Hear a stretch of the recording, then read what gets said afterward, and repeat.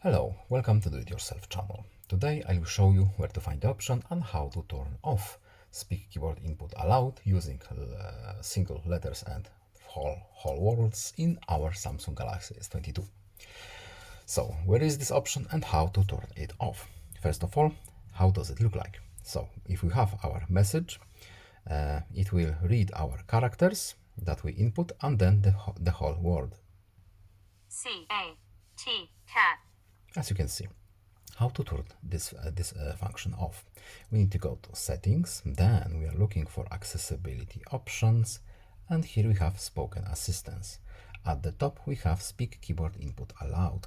We can turn it off as a whole, or we can change to speak only characters or only words. But we are interested in turning it off, the whole option. So I hope this video was helpful to you. Please leave a like and subscribe. Have a nice day and see you in the next video. Goodbye.